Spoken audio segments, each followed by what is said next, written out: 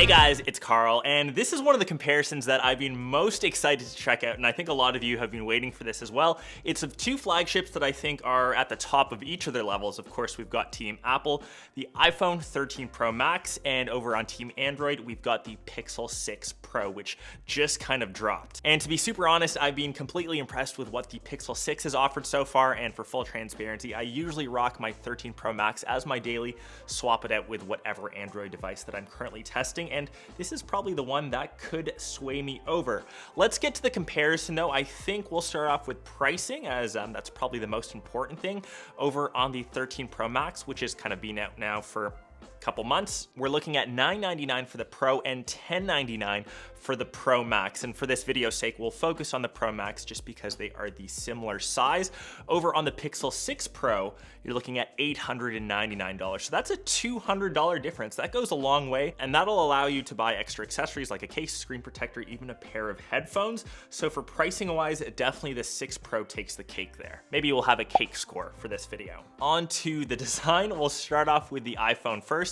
Completely made out of glass, super premium, especially with the Pro model. The stainless steel banding around the outsides. I think Apple nailed it with all of the blues this year. Sierra Blue is by far my favorite colorway option. It feels premium, it feels sturdy, it feels hefty, and I do rock all of my phones without a case, so it feels good to hold in the hand. And it does slightly dig into your hand, but using this device without a case, it does feel a bit slippery. Thankfully, I've had no mishaps so far. And of course, we've got the classic triple camera setup on the back, a very typical look for an iPhone. The design hasn't really changed. On and off button on the right hand side, volume rocker on the left hand side, which is my preferred option, or I guess layout. You do still have a notch, and thankfully I do have a wallpaper that still hides it. It's big, even though they have shrunk it down in size. But yeah, that is kind of the design of the Pro Max, and still charges with Lightning on the bottom. On to the 6 Pro, and I really dig this new design. It's really different from, most phones that we see typically come out. It's got that Daft Punk visor on the back with, of course, all the cameras built in. Google has confirmed that this is actually aluminum on the outside, not stainless steel, but it does feel nice and sturdy. It feels very premium, very different from most Google phones that we've seen in the past that are typically made out of plastic, but we now have a true flagship. I will say maybe something that's kind of caught my eye is this little banding up top. That's of course for the 5G antennas. It doesn't detract from the phone, but yeah, I do wish that was that constant aluminum, but I guess we do have to have some sort of banding around the phone to let those 5G signals get through. Cloudy white finish is once again my preferred option, so both of these colorways are my favorite of the bunch. But I will say the volume rocker, I know a lot of you knocked me on my review. This has been the orientation on every Pixel device, how it's volume rocker, then on and off button. You just have to remember, I test 30, 35 phones a year, and most of them have the switched option. So usually it's the on and off button with the volume rocker in the opposite direction. Not a deal breaker. It's, yeah, as a tester, just something that kind of throws me off every single time. And because of this new design, I'm gonna give my cake point over to the Pixel 6 Pro for this. It just looks so fresh, super cool, and friends that have come over that have no knowledge of tech have asked me way more questions around the Pixel. It's just something that your eye gets drawn to, that's something different. The iPhone, we've seen this design tried and tested, nothing new. It's an iPhone. The next things are the displays, and both are 6.7 inches. We do have the Pro Motion over on the iPhone, so up to 120 hertz refresh rate. It took the longest time to see that come to an iPhone line, and I'm assuming on the iPhone 14, we will see that come to the non-Pro models. So definitely a nice upgrade. It took, once again, forever to get that from their iPad Pro line. Over on the Pixel 6 Pro, LTPO OLED based, gorgeous screen. You just have to decide, are you a fan of curved glass? I know there are some people that love flat displays. I wouldn't say the curvature goes too far over. Both are extremely bright. Both are very vibrant. I do believe the iPhone does get slightly brighter in the nit category, so outside viewing angles have been better, but I do think it's personal preference on that curved glass. I know that the iPhone does have the still large notch. We've still got the little hole punch cut out on the Pixel 6. So for my cake score, I think this one is a tie for the displays. Next off to performance, this is a tough one because you're kind of comparing best of both worlds. So over on the iPhone, you are rocking the A15 Bionic, of course, all in-house built silicon. Performance is obviously top notch. Actually, on both devices, they are lightning quick, and this is more of an iOS versus Android comparison. So once again, this one is, are you in the Apple ecosystem? Are you sucked in with the MacBook, with AirPods, with your Apple Watch? Then yeah, the iPhone obviously makes sense. It makes using all of their products so much easier. If you're someone that's stuck on iMessage, uses FaceTime all the time, you already know the answer to this video. You are stuck and hooked into the black hole of the Apple ecosystem. You know, that's not a good or bad thing necessarily. You have to pay to get into that ecosystem. All the products that I just mentioned are really expensive, but it's kind of that ease of use that gets you sucked in and almost trapped. The Pixel 6 Pro, on the other hand, has also moved into their own in-house built silicon, so that's the new Google Tensor chip.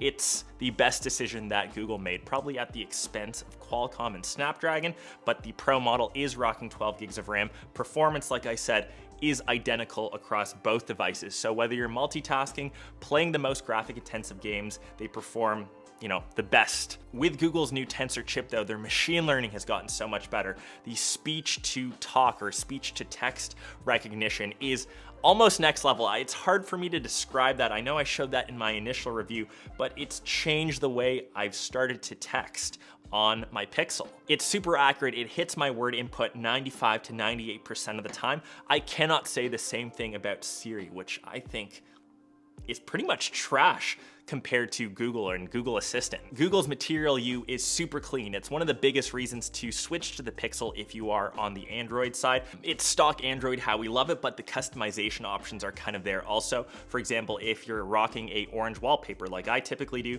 you can get icons to display in orange. Obviously that just works with Google's stock apps. You've got traditional ones if you have the rest of your apps like Instagram, Twitter, TikTok. You know, I've got one of my bank ones. You can see those unfortunately don't update, but for its overall cleanness and minimalism, I definitely love it. And once again, that's kind of what you prefer, iOS versus Android. And I think in this mark, because of the lack of customization options still on my iPhone, I know I am rocking a custom wallpaper pack, but how long did it take Apple to be able to change your icons on your home screen? And I think one of their biggest thing is widgets. You've been able to put widgets on your Android device since the dawn of time. I think that's Apple oversimplifying things and keeping things maybe too minimal, but how many times have you seen a home screen look like this? And if this looks like yours and that works for you, that's also totally fine. iPhones work well out of the box. Perhaps you can't customize them as much. Obviously, that's not saying if that's right or wrong. That works. That was a bit of a longer ramble than I had anticipated, but cake score for performance, for usability. Is this a tie again? It comes down to, do you like or prefer cheesecake, or do you like red velvet? If you like them both, use them both. To the next major point, which is the camera systems. I think this is what everyone wants to see.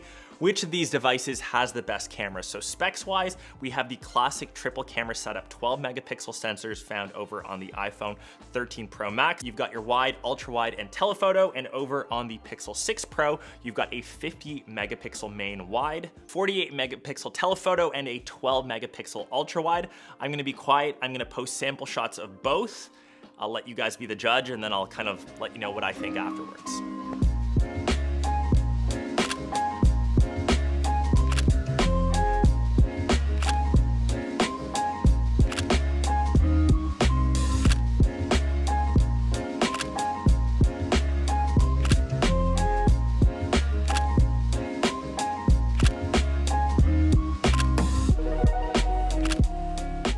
So as you saw, both cameras took really great photos. Both have great dynamic range, color reproduction.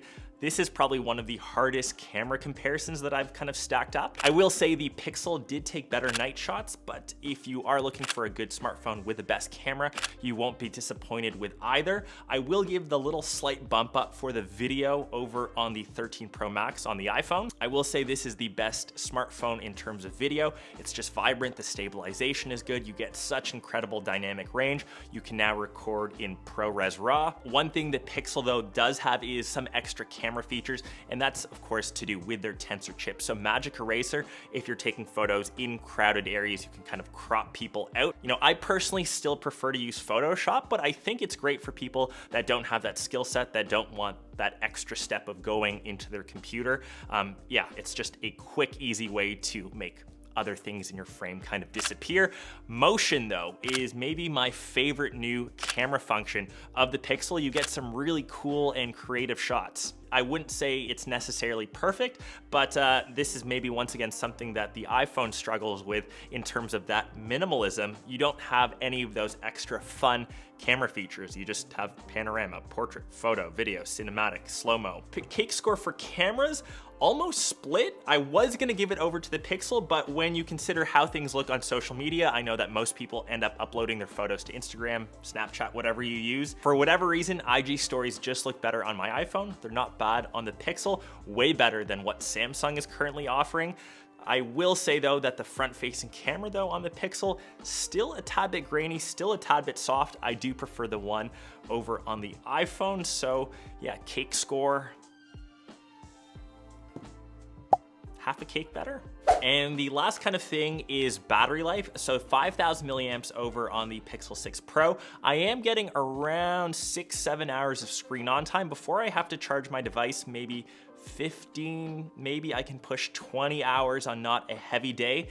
This is where the iPhone 13 Pro Max takes the cake easily. So around 22, 23 hours, 6, maybe even 7 hours of screen on time. It gets me that extra little bit. And that's the big reason why I typically choose larger devices. It's for that extra battery. Smartphones are the thing that I use the most out of any piece of tech throughout the day. And that's not talking any trash to the Pixel. If you are a person that plugs in your phone at the end of the day, both of these are probably still overkill. Battery life performance has been great on both, and that's actually the reason why I'd recommend the 6 Pro over the standard Pixel 6. It's just solely for battery life. So I'm not too sure where the cake score currently sits. I'll leave it up this way. Nick will let you know. And honestly, in the end, it comes down to that usability performance. Are you on red velvet? Are you on cheesecake side? Which cake do you prefer? Which operating system do you prefer? If you are sucked into iOS, if you're on Team Apple with the rest of your Apple stuff, or do you want an Android device? The best Android device you can get, $200 cheaper. Yeah, that's a tough one. Really curious what you guys have to say down below in the comments. And I will say, either of these devices are probably the best phones that you can get in 2021 and into early 2022. So I hope you guys enjoyed this comparison. Hopefully I made it somewhat more clear, or maybe I've made your choice even harder now. I'll catch the rest of you in one of my next vids. Peace.